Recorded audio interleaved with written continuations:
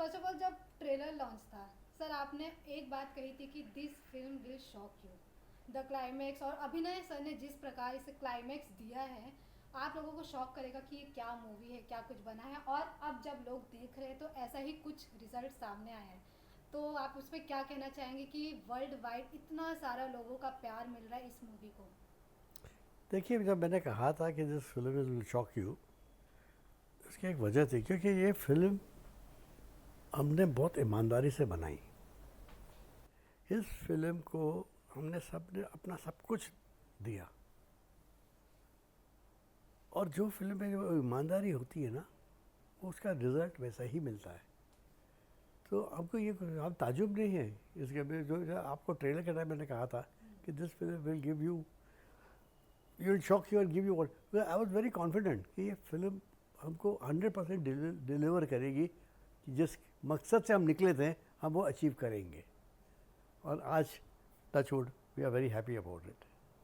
Even Abhinay sir जब आपको ये मूवी मिला कि आपको ये डायरेक्शन करना है, तब स्टोरी आप जब देखे थे आपको लगा था कि इस प्रकार मूवी जाएगी और इस प्रकार आपको अप्रिशिएशन मिलेगा, क्योंकि सिर्फ लोग आर्टिस्ट की बात नहीं कर रहे या फिर मुकेश भट्ट सर की बात नहीं कर रहे, आपकी भी चर्चा कहीं ना कहीं हर जगह हो रही है। तो ये कैसा फील हो रहा है, अब कैसा लग रहा है कि वर्ल्ड वाइड लोगों को लोग इतना प्यार दे रहे हैं इस मूवी को?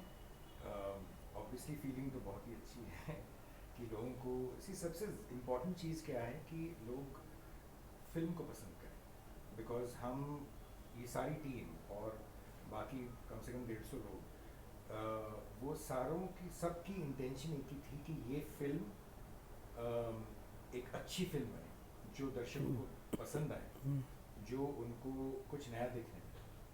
और मेरे ख्याल से ये सबका जो प्रयास था वो रंग लाया है अभी। तो मैं ये नहीं कहूँगा कि बिकॉज एक आदमी कभी फिल्म नहीं बना सकता, एक फिल्म एक टीम बनाती है। तो बहुत अच्छा लग रहा है जो लोग मेरे बारे में कह रहे हैं, वो मैं बहुत सराखों पे रखता हूँ। लेकिन इम्पॉर्टेंट चीज़ ये है कि वो चीज़ मेरी पूरी टीम के लिए है। एक producing team, the direction team, the camera team, बाकी सारे टेक्नीशियंस जो फिल्म बनाने में हमारे साथ थे, उनके लिए वो सी चीज़ें हैं। और इम्पॉर्टेंट चीज़ तो यही है कि आज सिर्फ हमारे देश में नहीं, लेकिन कम से कम 15-16 देशों में ये फिल्म सराही जा रही है और उनको सबको अच्छी लग रही है। इसका मतलब यही है कि हमने जो शुरुआत की थी सावी बनाने की, वो हम सक्सेसफुल रहे। और I think we should all celebrate for that and be very happy. Even Divya ma'am, जैसे कि अब ऐसा लगता है कि अब आपको लोग दिव्या के नाम से कम लोग ज़्यादा बोलेंगे अरे ये तो सावी है। एक ऐसा मतलब आपने लोगों के बीच एक मेमोरेबल मोमेंट लोगों के बीच छोड़ दिया, कैरेक्टर लोगों के बीच छोड़ दिया। तो अब लोग आपको ऐसे कहेंगे कि अरे ये तो सावी है। तो ये कैसा लगता है जब लोग इस नाम से प्रोनाउंस करेंगे? अभी ऑलरेडी सब कर रहे हैं। कल मैं एयरपोर्ट से आ रही थी तो यस। सब पेपराजी वहाँ पे मुझे सावी सावी, मैं कहीं भी जाती हूँ वो लोग खुद ही शुरू हो जाते हैं। तो आई थिंक बस इसका यही जवाब है कि आगे बढ़ने की और मेहनत करते रहो, और उसमें जितना हम डालेंगे चीज़ में चीनी उतनी वो स्वाद बनती जाएगी। इवन ये एक ऐसा कैरेक्टर था जो आपके लिए काफ़ी डिफरेंट है, क्योंकि अगर प्रीवियस आपका वर्क देखे तो काफ़ी थोड़ा मतलब बबली टाइप का कैरेक्टर था, थोड़ा एंजॉय मोमेंट टाइप वाला कैरेक्टर था, लेकिन ये काफ़ी सीरियस रोल था और काफ़ी कुछ मैसेज भी दे रहा था। मतलब आपके एक्सप्रेशन के थ्रू या फिर आपके किसी भी एक्शन के थ्रू कई सारे मैसेज लोगों तक जा रहे थे। तो जो आपका जो प्रिपरेशन था इसके लिए क्या कुछ था, क्या कुछ आपने खुद को चेंजेस किया, खुद में चेंजेस लाए थे? सी मेरे लिए सबसे ज़्यादा चैलेंजिंग यही रहता है जब मैं एक रोल एक्सेप्ट करती हूँ कि उस रोल में कहीं भी मैं दिखूँ ना, खुद दिव्या ना दिखे, और उसमें कोई मेरा पहला निभाया किरदार ना दिखे। और मेरी यही मेहनत रहती है कि मैं वो किरदार बन जाऊँ। सो सावी जब मेरे पास आई तो ऑब्वियसली मैं स्टार्टिंग में नर्वस थी, बट मैंने जो प्रेप में मेरी यही मेहनत रही कि मैं सावी बन जाऊँ, और जब तक सेट पे जाऊँ तब तक मैं सावी ही हूँ, उसके अप्स डाउन सब फील करूँ। सो मैं कैरेक्टर पूरा अपने अंदर ले लेती हूँ और जीती हूँ वो किरदार को। I know that, I think that's the only way, और कोई तरीका मुझे आता नहीं है। उसमें कई बार आपको इमोशनली भी आपको बहुत ज़्यादा अगर बहुत हैवी सीन हो तो it affects you, but I think I do that process. Even कुछ ऐसा मेमोरीज शेयर करना चाहेंगे क्योंकि काफ़ी कुछ एक्शन भी देखने को मिला है जी। तो मतलब बिहाइंड द सीन कुछ शेयर करना चाहेंगे आप? जी, आई थिंक इस फिल्म के लिए मैंने एक्शन की ट्रेनिंग नहीं ली, बिकॉज जो मुझे अभिनय सर से रिक्वायरमेंट आई थी वो यही आई थी कि वो हाउस वाइफ है, she will be N amateur, उसे नहीं मालूम होगा कि गन कैसे पकड़ेगी या भागेगी भी तो कैसे भागेगी, उसकी बॉडी लैंग्वेज ऐसा पॉलिश और परफेक्ट नहीं होगी, you know, as a runner या एज अ एक्शन का कैरेक्टर. सो आई थिंक इसलिए एक्शन आई थिंक थोड़ा मेरे लिए उस टाइम पर जब मुझे चोट लग गई थी तो तब मैं बहुत डर गई थी क्योंकि मेरे फेस पे चोट लग गई थी, but I think picture hit हो गई, so that's now you know that's the end result of everything. But इसका मतलब ये नहीं कि मैं हर सेट पे चोट खाऊंगी.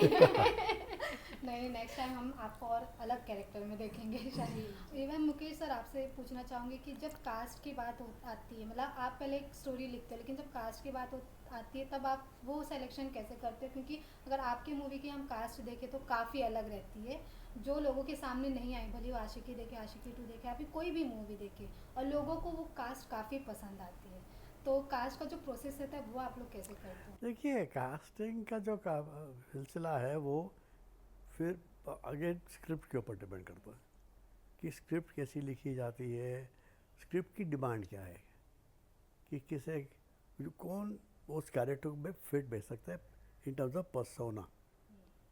और उससे अलावा सबसे इम्पोर्टेंट बात है कौन अपने आप को 100% उस कैरेक्टर में परफॉर्मेंस देने के लिए सरेंडर कर सकता है, बिकॉज अल्टीमेटली वही बात स्टैंड आउट होगी. तो इसलिए मोस्टली मैं न्यू कमर्स के साथ काम करता हूँ या फ्रेश एक्टर्स के साथ काम करता हूँ क्योंकि उनमें एक जोश होता है, उनमें एक जज्बात होता है देने का, कुछ करने का, और वो नज़र आता है पर्दे पे. पर कैमरा बहुत सेंसिटिव चीज़ है, वो पकड़ती है, आपकी ईमानदारी को पकड़ेगी, आपकी बेईमानी को भी पकड़ेगी. तो जो एक न्यू टैलेंट होता है वो एक सर्टेन अमाउंट ऑफ ईमानदारी के साथ आता है, और वो एक एस्टैब्लिश्ड एक्टर कितना भी अच्छा एक्टर हो उसकी बेईमानी कहाँ ना कहाँ पकड़ी जाती है क्योंकि वो एक्टिंग कर रहा होता है, वो महसूस नहीं कर रहा होता है वो कैरेक्टर के. जैसे ये कह रही थी कि मैं वो फील वो किरदार में उतरने की कोशिश करती हूँ, वो उतर जाती हैं.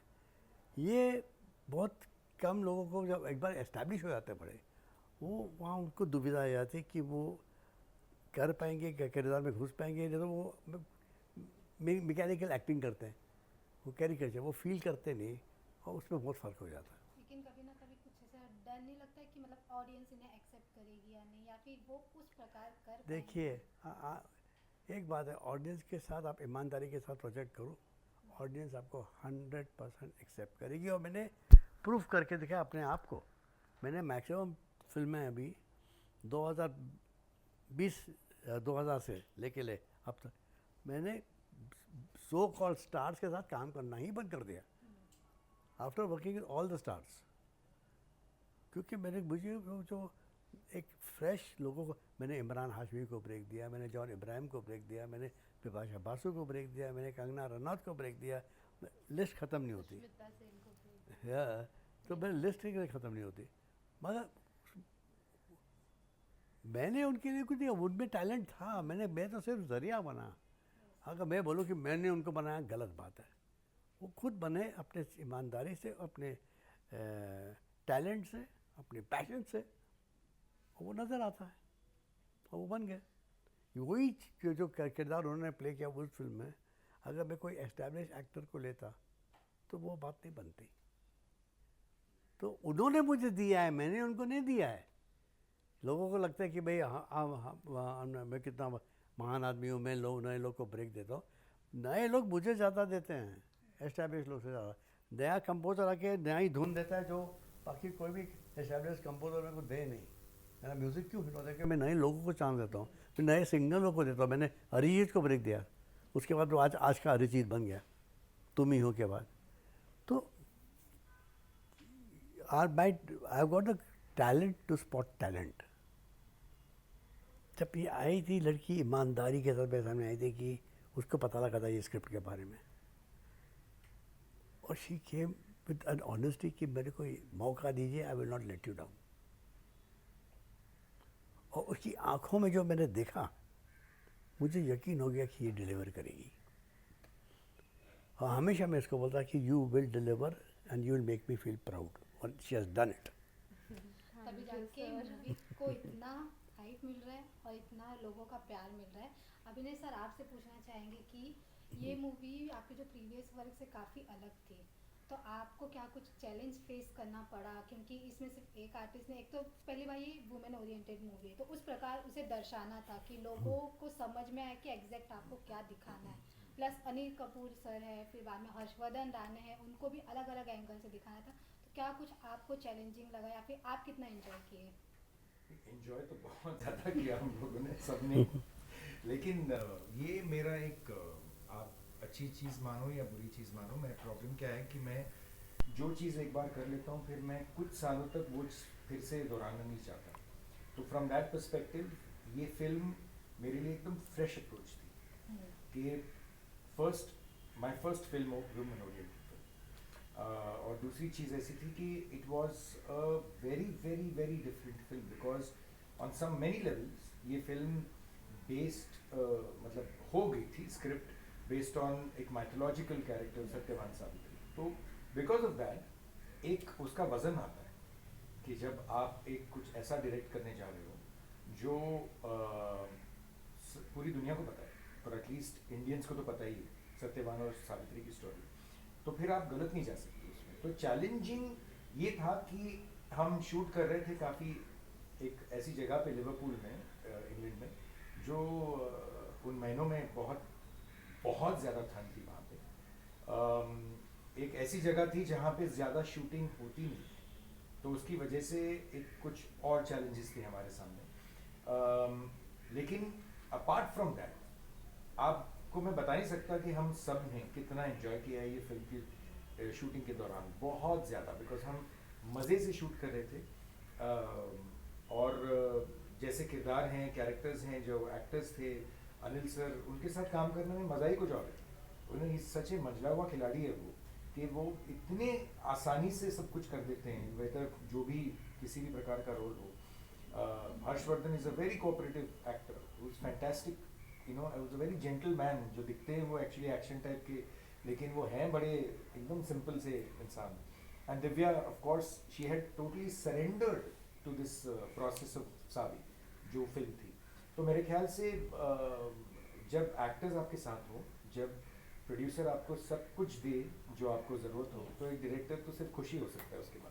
ये बहुत अच्छी बात है। मैम दिव्या मैम, तो आपने एक फाल्गुनी पाठक जी के सॉन्ग से शुरुआत की थी, फिर अक्षय कुमार के अपोजिट आपने डेब्यू किया था अपनी मूवी का, लेकिन अब काफ़ी साल हो गए, तब से लेकर आपको क्या कुछ चेंजेस लगता है खुद में या फिर फिल्म इंडस्ट्री में?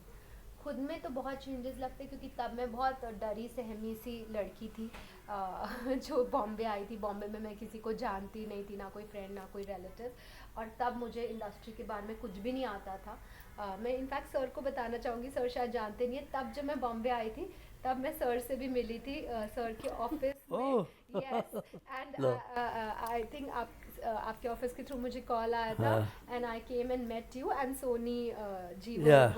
were there, both of you were there. I don't exactly remember the conversation sir we had, but अब देखो तब मैं मिली थी, और अब this has डेस्टिनी, destiny. इसको बोलते हैं डेस्टिनी। Destiny, yeah. So तब मैंने एक ही फिल्म किया, and उसके बाद I got into direction and I was directing for many years. But I think my journey में मैंने कभी सोचा नहीं मैं ऐसे करूँ ऐसे करूँ। I think जिस रास्ते ईश्वर ले जाते रहे मैं जाती रही, and I'm happy today because my parents are very proud of me, and I think वही मेरे लिए सबसे ज़्यादा महत्वपूर्ण है। When you see that pride in your parents' eyes, so you feel you have done something right in life.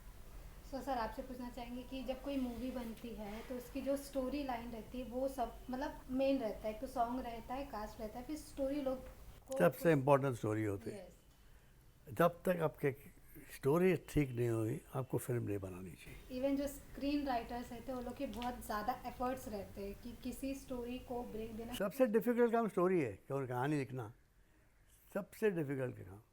और अपने कहानी सही मिल गई तो देन यू आर उसकी वो डेस्टिनी लिख लेते हो कि ये पिक्चर अभी सक्सेस की तरफ चलने वाली है या फेलियर की तरफ जाने वाली है। तो मगर ये जो है ना, बहुत कम लोग समझते हैं इसका इम्पोर्टेंस, और कम ध्यान देते हैं। That's the unfortunate part. ये तो लास्टली सर है मैम, अपने फैंस से क्या कुछ कहना चाहेंगे जो वर्ल्ड वाइड इतना आपको प्यार दे रहे हैं? मैं सबका बहुत बहुत धन्यवाद करना चाहूँगी दिल से कि आपने हमारी पिक्चर को इतना नंबर 1 पे ट्रेंड करा रहे हो। Thank you guys, your support your love means the most to us, क्योंकि हमने आपके लिए फिल्म बनाई है और इससे बड़ी बात कोई नहीं हो सकती कि दर्शकों को आपको इतनी पसंद आ रही है साथी। Thank you so much sir और मैम।